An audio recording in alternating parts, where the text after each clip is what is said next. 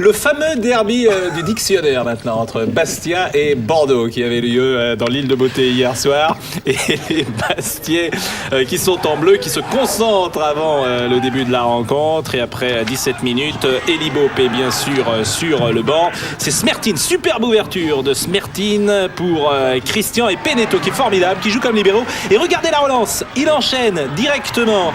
Et ça va arriver sur le côté avec Dieuze et sauvetage sur la ligne de sommeil qui ne dormait pas.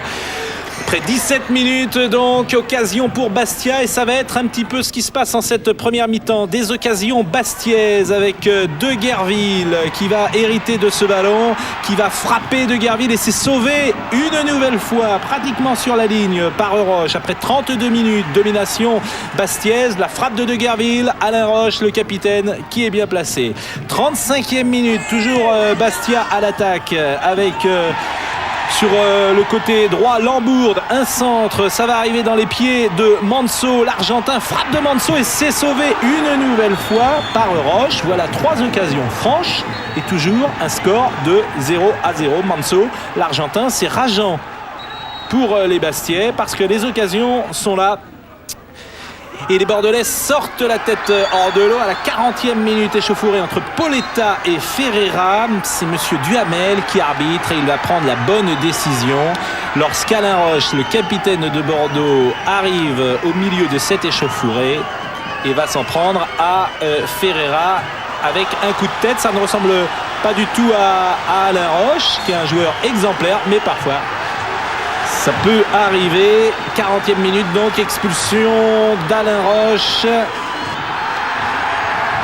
Fort logiquement, il y avait hier soir avec 4500 personnes. Il faisait très froid à Bastia qui venait de perdre ses 4 derniers matchs sur les 5 dernières rencontres. 45e minute, la fin de la première période.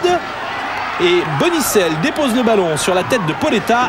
1-0, 8e but de Pauletta de la saison, qui est vraiment un buteur hors pair. Et voilà donc Bordeaux contre le cours du jeu, pour le moins, et sans doute au grand dépit de Monsieur Nouzaret. J'oublie son prénom à l'instant. Robert Nouzaret, voilà, et qui était revenu pour la deuxième période. Il y avait une faute dans la surface de Ura sur Pauletta, penalty de Pauletta, c'est le 9e but de la saison de Pauletta, 2-0. Cette fois-ci c'est vraiment dur pour les Bordelais parce que les Bordelais n'ont pas eu, c'est dur pour les Bastiais, les Bordelais n'ont pas eu beaucoup d'occasions de but. Verrel, un de vos anciens joueurs, Gervais Cap, absolument, avait très bien réussi à Lens, moins bien à Lyon. Et puis une dernière frappe de Dieuze, nous allons écouter Alain Roche après ce tir de Dieuze. 2-1 score final.